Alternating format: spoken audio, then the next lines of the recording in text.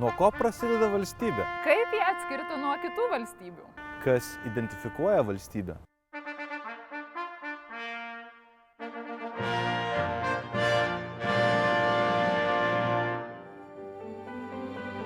Ant Gedimino kalno iš tolo gerai matoma, plevėsuoja visų atpažįstama trispalvė, jauniausias Lietuvos valstybingumo simbolis. Geltona, žalia, raudona. Tai spalvos liudijančios šviesą, viltį ir drąsą. Vėliava – valstybės pasididžiavimas, atspindintis tautos istoriją, kultūrą, papročius ir žmones.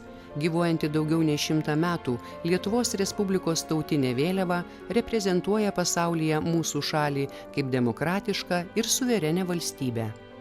Kiekviena šalis įgauna tautinę arba valstybinę vėliavą, kada toje šalyje prasideda tokie visuotini pilietiniai procesai. Kada visi žmonės gyvenantis tampa šalyje piliečiais, jie natūralu, kad nori saistyti su savo šalimi ir su kažkokiais simboliais. Ne tik su kilmingųjų simboliais, bet turėti ir savo simbolį. Tai čia visų pirmiausia reikėtų žiūrėti į Prancūziją, Prancūzijos revoliuciją, kada atsiranda jų ta trispalvė.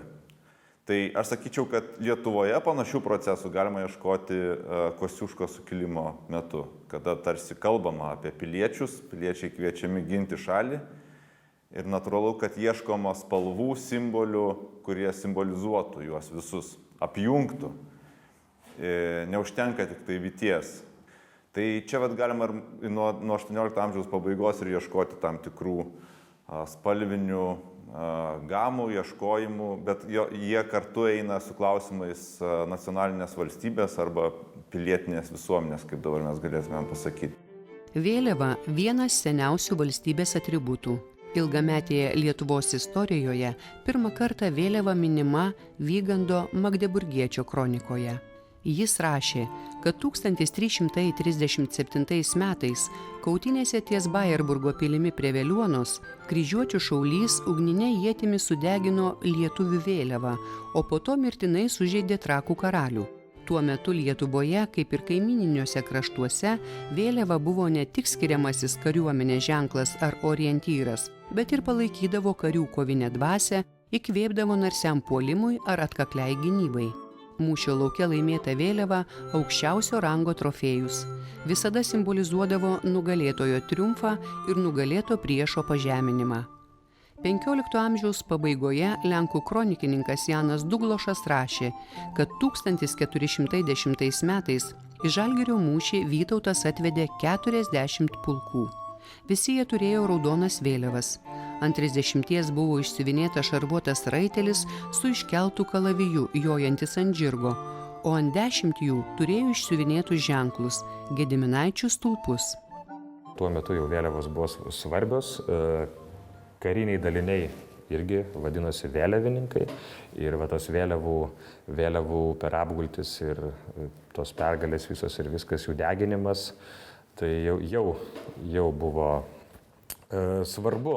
Vokiečiai sudegino vėliavą, tai jau tuo metu jie suprato, kad tai yra labai svarbus momentas mums, daiktas, simbolis ir tai palauždavo karinę dvasią, be abejo, ir vėliavininkus visada saugodavo, nes jeigu prarandi vėliavas, tai iš esmės pradedi pralaimėti mūšį. Kalbant apie vėliavų svarbą, tai po Žalgirio mūšio susirinkę kryžiuočių vėliavas gabenosi jas čia į Vilnių ir katedroje kabino kaip didžiausią mūšio trofėjų. Lietuvos nacionalinio muziejaus istorijos skyriuje saugoma unikali kruopščiai restauruota 16 amžiaus pabaigos Lenkijos karaliaus ir Lietuvos didžiojo kunigaikščio Žygimanto Augusto laikų Trakų vaivadijos pulko vėliava. Ji pasiūta rankomis iš smulkiai ornamentuoto šilko audinio. Dviguboje aplikacijoje vyčio figūra įkomponuota tamsiai raudoname kartuše. Aplink jį gelsvos lotyniško teksto raidės. Žygimantas III, Lenkijos karalius, Lietuvos didysis kunigaikštis. Šalia prisiūtas geltonos spalvos užrašas Trocka, Trakai. Vėliava nepaprastai sena, labai pažeista laiko, visokių klimatinių sąlygų ir joje buvo daug pataisimų, tokių neprofesionalių, labai mėgėjiškų ir kadangi jinai labai vertinga, mūsų kaip ir tikslas buvo išsaugoti pradinius vėliavos momentus. Mes restauravimo tik eigoje atradom, kad jinai yra dvipusė, kad aplikacijos nebuvo viena aplikacijos, bet tai buvo inkrustaciniu būdu, reiškia iš abiejų pusių vienodai matoma. Nutarėm tuos visus pridėtinius dalykus kažkaip pašalinti ir palikti tą patį autentiškiausią vaizdą, kuris jau net ir užmirštas buvo. Nuo XV amžiaus Lietuvos valstybės vėliava reprezentavo Lietuvos didįjį kunigaikštį. Nuo XVI antrosios pusės iki XVIII amžiaus pabaigos Lietuvos didžiąją kunigaikštystę. Naujausiais laikais ypač svarbią reikšmę įgijo tautinės arba nacionalinės vėliavos, kurios šalia valstybės herbo tapo antruoju krašto simboliu. Didžiausią impulsą jų raidai davė 1789 m. Prancūzijos revoliucija, pakeitusi iki tol naudotą karališkąją baltą vėliavą į trispalvę. 3 lygios juostos – laisvė, lygybė, brolybė – reiškia visų lygybę prieš įstatymą. Kodėl atsiranda tos nacionalinės vėliavos? Vienas iš principų nacionalinė vėliava turi būti labai paprasta, kad vaikas su 3 pieštukais per minutę tą vėliavą ir nuspalvintų. Kad tai nebūtų heraldinis šedevras, kurį reikia siuvinėti, paišyti pusę dienos. Tai ir yra pilietinės nacionalinės valstybės principas, kad simbolis turi būti labai aiškus, paprastas, vizualinė prasme, o prasmes sudeda piliečiai. Istorinė vėliava daugiau tą valstybingumo tradiciją pabrėžia. Čia yra labai svarbu, ypač Lietuvos atveju. Kai tiek kartų mums tą valstybingumą atkurt reikėjo, visa kita, tai čia jau tą 800 metų istoriją simbolizuoja, tai trispalvė tiek neturi. Bet prasmių įvairiausių veiklų, nežinau, laikotarpių, nuo išeivijos, viso pasaulio lietuvių, tai trispalvė visur yra ta tokia daugiaprasmė ir labiau naudojama. Vėliava, pretendavusi į Lietuvos tautinės vėliavos statusą, pirmiausia atsirado užsienyje. Bene seniausia ir pastoviausia buvo Mažosios Lietuvos vėliava, žinoma nuo XVII amžiaus. Ypač daug vėliavų sukūrė Amerikos lietuvių draugijos, dažniausiai naudota balta mėlyna su raiteliu viduryje, kuri 1900 metais atliko lyg ir tautinės vėliavos paskirtį. Pačioje Lietuvoje šis klausimas pirmą kartą iškeltas 1905 metais Didžiojo Vilniaus Seimo išvakarėse. Istorinių tradicijų šalininkas Jonas Basanavičius Lietuvos tautinę vėliavą siūlė laikyti seniausią Lietuvos vėliavą raudoną su baltu raiteliu viduryje. Raudona spalva tuomet daugeliui buvo nepriimtina, nes kėlė nepageidautinas revoliucinės asociacijas. Diskusija atsinaujino 1917 m. vasarą lietuvių visuomenės veikėjų pasitarime, kuomet nustatyti tautinės vėliavos kūrimo principai – ieškoti spalvų liaudies dirbiniuose. Dažniausiai vyravusias žalią ir raudoną spalvas vėliavai suderino dailininkas Antanas Žmuidzinavičius. Tokiomis vėliavomis buvo išpuošta Vilniaus teatro salė, kurioje 1917 metais rugsėjį vyko lietuvių konferencijos posėdžiai. Šios vėliavos spalvos konferencijos dalyviams pasirodė per daug niūrios, todėl buvo sudaryta komisija, kuri Lietuvos tarybai pateikė svarstymo protokolą dėl tautinės vėliavos spalvų. Komisijos nariai apsistojo ties trispalve – geltona, žalia, raudona, kurios viršutinėme kairiajame kampe turėtų būti vytis raudoname lauke.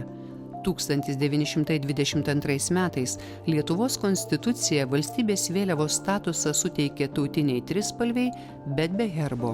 Kelis šimtmečius praeityje naudota istorinė valstybės vėliava, raudona su baltu raiteliu, liko už pagrindinio įstatymo ribų. Man gal įdomiausias klausimas, kur dingo vytis nuo trispalvės, nes kai buvo patvirtinta tarybos vėliava, ji buvo tokia kokia dabar, tik tai prie koto tame kampe turėjo būti mažas vytis. Konstitucijose to nebeliko, Ir neaišku, ar čia kažkas pagalvojo, ar čia praktiniai reikalai, nes pernelyg sudėtinga tikriausiai tokią vėliavą pasisiūti, kad dar kampe būtų kažkoks vytis. Aš taip keliu versiją, kad čia tiesiog praktiniai sumetimai. Ir jis prapuolė nuo trispalvės. Ar ten būtų konkurencijos tarp vyties ir trispalvės? Ne, man atrodo, kad dabar mes gal kartais taip pasineriam į tą konkurenciją, kuris šis simbolis yra daugiau reiškia. Tai, man atrodo, trispalvės labai daug galim rasti. Ne tik ant uniformų, bet ir įvairiausių simbolių, naujai kūriamų simbolių. Čia neabejotinai, net nėra ką diskutuoti. Užtenka pasakyti žodį trispalvė ir visi žino, apie ką kalba, nors čia galėtų būti šimtai atspalvių. Kaip laisvos Lietuvos ženklas, pirmą kartą trispalvė, pagerbta šūvių salvėmis, suplevėsavo Gedimino pilies bokšte 1919 m. sausio 1 dieną. Tačiau kabėjo neilgai.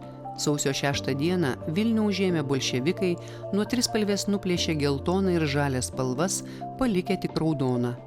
Praėjus beveik 80 metų, 1997 Liepos 3 Lietuvos Respublikos Seimas sausio 1 paskelbė Lietuvos vėliavos diena.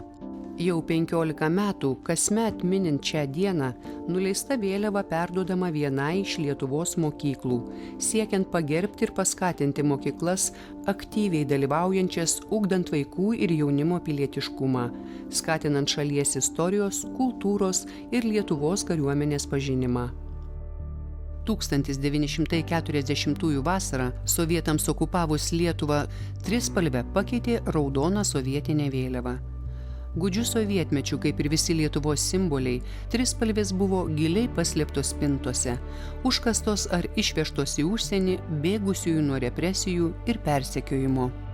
Ši istorinė vėliava mūsų muziejuje eksponuojama jau apie 12 metų. Galima Pabandom ją išlankstyti, nes jinai tikrai įspūdingo dydžio, spalvos taip pat ne tokios, kaip mes matome, plevėsuojančias gatvėse, nes čia yra natūrali medžiaga, vilna. Ši vėliava atkeliavo iš Amerikos. 1941 metais Juozas Balčiauskas, radijo inžinierius, ją iškėlė ant Vilniaus ir Kauno radijo stoties pastatų. Ir kai Lietuva atgavo nepriklausomybę, į Vilnių atkeliavo jo dukra Birutė Balčiauskaitė Martino ir jinai apsilankė mūsų muziejuje. Jai buvo įdomu, jinai žinojo matyti savo tėčio istoriją ir atvykus į tą muziejų, man teko su ją bendrauti, jinai papasako štai šios vėliavos istoriją. Pasirodo, jos tėtis, kai baigėsi karas, pasitraukė iš Lietuvos, pasitraukė į Vokietiją ir kartu pasiėmė ir šitą vėliavą. Tai jisai bėgdamas iš Lietuvos pasiėmė vėliavą, nesidėjo lagaminą, nežinau, iš gyvenimo reikalingų dalykų, pasiėmė va šitą vėliavą. Pasirodo taip. Gyvenimas jo tiesa buvo trumpas, nes jau 49 metais jis žuvo avarijoje, bet jo šeima, mama ir dukra, jos emigravo į JAV ir kartu pasiėmė šitą brangę šeimos relikviją ir įsivežė į JAV. Ir štai, kai Lietuva tampa laisva, šitą vėliavą jie padovanojo mums, mūsų muziejui ir papasako štai šią istoriją. Tai vėliava skridusi per Atlantą mažiausiai 2 kartus. Mažiausiai. Daugelis didžiųjų pasaulio valstybių nepripažino Lietuvos ir kitų Baltijos kraštų okupacijos ir aneksijos. Nepriklausomos Lietuvos simboliai kitose šalyse buvo įvardinti kaip teisėti ir neginčiami ir tapo tautinės tapatybės išsaugojimo garantų išeivijoje. Toks pripažinimas ir palaikymas lėmė Lietuvos trispalvės kelionę į Mėnulį. NASOs duomenimis išlikę duomenys, kad vis dėlto ta mūsų vėliava buvo nukeliavusi ir tikrai buvo Mėnulio orbitoje. Mūsų diplomatai veikia išeivijoje, tikrai labai plačiai populiarino tą simboliką. Išlikę jų susirašinėjimai, kuomet prašoma atsiųsti dar daugiau Lietuvos vėliavų, prašoma atsiųsti Vyčio istorijos aprašymą, nes domisi tos ar kitos valdžios atstovas. Taip pat buvo netgi toks diplomatinis karštas klausimas, kuomet lietuvių diplomatai rūpinosi Lietuvos vėliavos gabenimu į Mėnulį su Apolo misijomis. Kaip žinia, JAV niekada nepripažino Lietuvos okupacijos. Ir jie tikrai rūpinosi, kad tų laisvų šalių vėliavos, tarp jų ir Baltijos šalių, vėliavos būtų nukeliavusios su Apolo misijomis. Žinoma, nereikia įsivaizduoti, kad štai toks audeklas nukeliavo su Apolo misija, bet tai būdavo nedidelio formato vėliavėlės.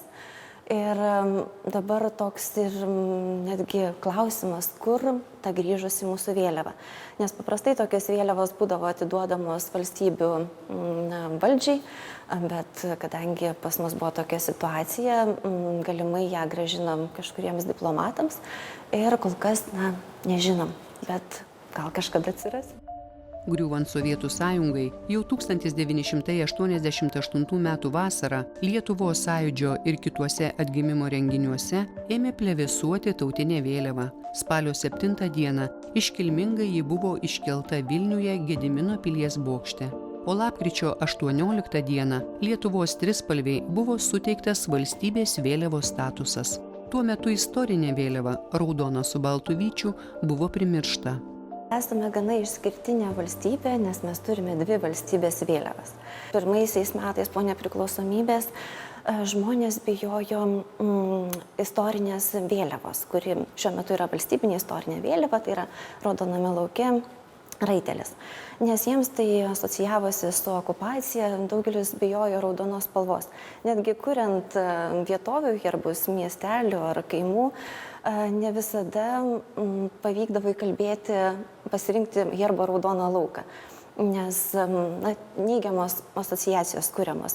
Nors kaip ilgametės heraldikos komisijos pirmininkas sakydavo, žmonės tiesiog pamiršta, kad su šita vėliava Žalgirio mūšį laimėjo, kuris vienas iš svarbiausių mūsų, jeigu ne pats svarbiausias mūsų istorija. O sąjūdį, taigi mes pasitikome su trispalvėmis vėliavomis. Tai yra tos patirtis artimesnės, kurias patyrė mūsų tėvai, seneliai.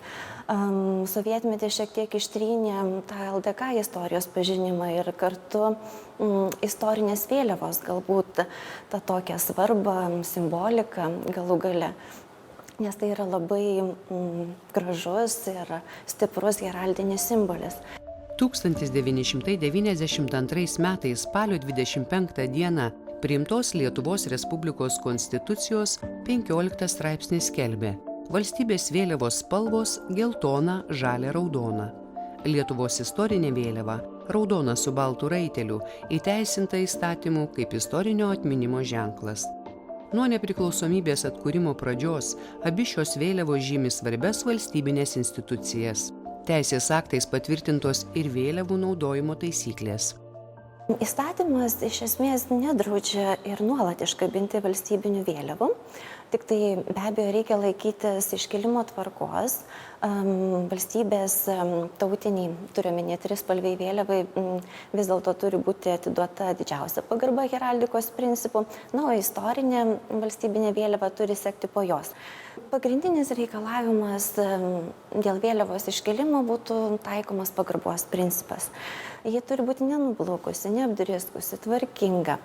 Aišku, jeigu vėliava kabinama nuolat, nesvarbu, ar ant koto, ar ant stiebo iškeliama prie namo, bet jeigu ji iškeliama nuolat, ji turi būti tamsiuoju paros metu apšviesta. Nes kai ji būna tamsiuoju paros metu neapšviesta, tai jau laikoma kaip tokia nepagarba. Balkonuose nuolat iškelti ar laikyti pakabintą vėliavą gal nebūtų pats garbingiausias principas, nes visų pirma tikrai tenka matyti ir išblukusios jos lietaus vėjo, sutarkytos, jau netvarkingai atrodančios. Švenčių proga taip, viskas gerai. Tik tai pastebiu, kad kartais balkonuose iškeltos vėliavos, turiu omeny būtent istorinį. Tai žmonės iškelia tą vėliavą taip, kad jie teisingai ją matytų iš vidaus. Kad raitelis joja į heraldinę dešinę. O gerai būtų, kad iš lauko matytųsi, kad tas raitelis joja į heraldinę dešinę. Kuopa, Lietuvos valstybės vėliava. Ginklu. Gerb! Vėliava. Kelp!